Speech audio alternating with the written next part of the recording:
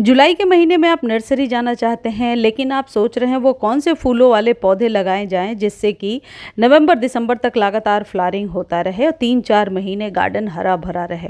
तो इस वीडियो को ध्यान से देखिए। इसमें वो सारे पौधे के नाम मैं आपको बता रही हूँ, खासकर फ्लावरिंग प्लांट्स के नेम जो आप अभी खरीद सकते हैं। जैसे ही लेकर के आएंगे फर्स्ट डे से ही फ्लावरिंग होती रहेगी और ये पौधे, इन पौधों को लगाने का जुलाई अगस्त ही सही टाइम है।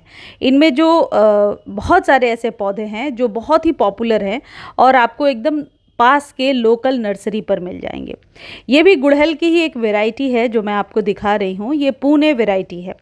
तो गुड़हल का पौधा चाहे जिस भी वैरायटी का मिले, लगाने का बिल्कुल सही टाइम चल रहा है। परमानेंट पौधे होते हैं। एक बार जब आप इन्हें ले करके आ रहे हैं, आप कम से कम 6 से लेकर 10 इंच के बीच के कंटेनर में लगाइए। सालों साल चल जाते हैं ये पौधे। दूसरा जो पौधा है वो है गार्डेनिया, यानी कि गंधराज। गंधराज के साथ एक प्रॉब्लम बहुत लोगों को आप लोग लिखते हैं कि कलियां गिर रही हैं।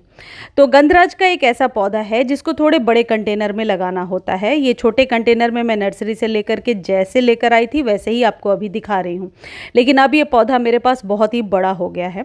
उस पर कंप्लीट वीडियो में शेयर कर दूंगी। तो गंधराज लगाइए, खुशबू से पूरा गार्डन भरा रहेगा।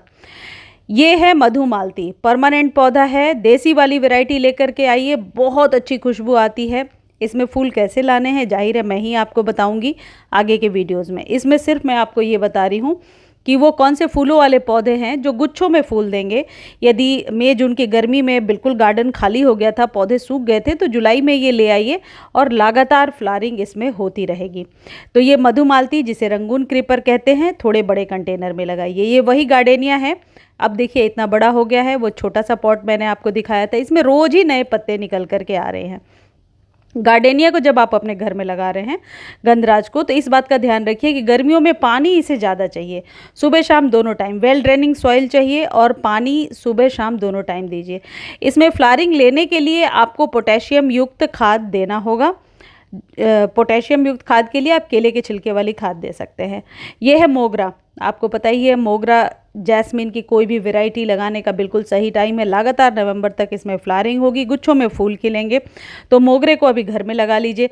यदि आपके मोगरे का जो पौधा है वो बुशी नहीं हो रहा, तो 3-4 बातें समझ लीजिए कि मोगरे में हर एक फ्लावरिंग के बाद कटिंग प्रूनिंग करनी पड़ती है। पानी डेली यदि गार्डेनिया को नहीं देंगे, जैसा कि इस वीडियो के पहले बताया, तो इसके फूल इस तरीके से ड्रूपी होने लगते हैं। अब जो लोग शिकायत कर रहे हैं कि बिल्कुल कलियां खिलती नहीं और कलियां गिर जाती हैं, तो पानी की फ्रीक्वेंसी का बहुत ध्यान रखना है। यदि मॉर्निंग में पानी देते हैं तो एवरी मॉर्निंग आपको पानी देना है। धूप वाले सारे पौधे हैं जो भी मैं आपको बता रही हूँ।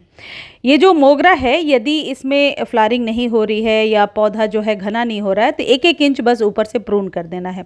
हर एक फ्लावरिंग के बाद दो पत्तों को पकड़ करके, जैसे ये मैं आपको दिखा रही हूँ, यहाँ से कट करना है। यहाँ से नई ब्रांच आएगी और नई ब्रांच पर ही फ्लावरिंग होगी।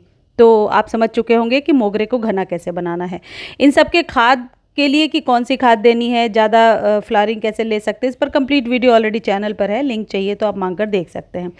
गुड़हल की बहुत सारी वैरायटीज़ नर्सरी पर मिल रही हैं। जैसा पुणे वैरायटी आपको स्टार्टिंग में दिखाया, ये हाइब्रिड है।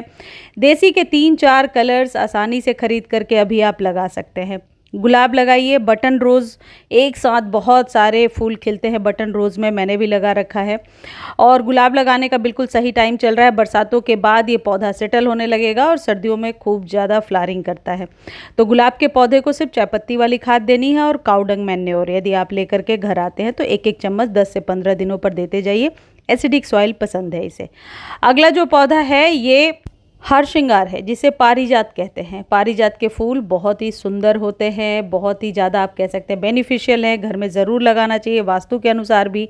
और अपराजिता भी एक ऐसा पौधा है जिसके फूलों को भगवान को चढ़ाया जाता है। ये देख रहे हैं आप, ये मैक्सिकन पिटूनिया है। इसकी कटिंग बहुत आसानी से लग जाती है दोनों ही पौधों की। तो मैक्सिकन पिटूनिया भी अभी आप खरीद करके ला सकते हैं। गुड़हल के पौधे को कटिंग से भी कई लोग लगा रहे हैं, लेकिन 50 रुपीज़ का आप नर्सरी से खरीद सकते हैं। इक्ज़ोरा लगाइए। इक्ज़ोरा की हाइब्रिड और देसी दोनों ही वैरायटीज़ बहुत आसानी से अभी नर्सरी पर मिल रही हैं। इक्ज़ोरा को जिस भी गमले में लगा रहे हैं, इस बात का ध्यान रखें गमला थोड़ा चौड़ा हो, वेल ड्रेन सॉइल हो जिसमें भी आप लगा रहे हैं।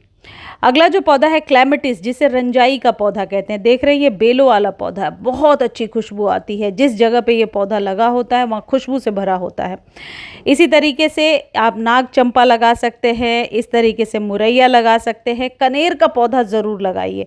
कनेर लगाने का बिल्कुल सही टाइम चल रहा है। कनेर के पौधे को बहुत आसानी से कटिंग से भी लगाया जा सकता है। कनेर की 3-4 वेराइटीज़ अभी नर्सरी पर आपको आसानी से मिल जाएंगी। अपराजिता की भी 2 से 3 वेराइटीज़ मिलेंगी, वाइट, डबल पेटल और ये नीले रंग में 2 कलर। 50 रुपीज़ का भी आपको नर्सरी पर मिलेगा। मुझे उम्मीद है मेरे द्वारा दी गई ये जानकारी आपको बहुत अच्छी लगी होगी। जानकारी अच्छी लगती है तो चैनल को लाइक शेयर सब्सक्राइब कीजिए। और हाँ, 1-2 पौधे अभी रह गए हैं।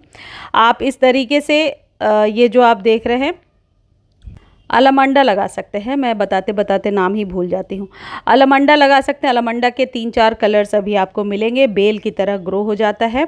और टिकोमा वगैरह लगाने का बिल्कुल सही टाइम चल रहा है। ये पौधे बहुत ही बड़े बड़े हो जाते हैं गमले में भी। 8 से 10 इंच का कंटेनर यदि देते हैं तब तो बहुत आसानी से ग्रो हो जाएंगे। पॉटुलका ज़रूर लगाइए। पॉटुलका की कटिंग भी लगाई जा सकती है। पॉटुलका को लगाने का सही टाइम है। कटिंग बस छोटी सी कहीं से लेकर के आइए, सॉइल में दबा दीजिए, बहुत आसानी से फैलता है। हालांकि सकुलेंट है लेकिन इसे पानी डेली चाहिए और प्रॉपर सनलाइट चाहिए। पूरे दिन के धूप में आपको इस पौधे को रखना है। धन्यवाद।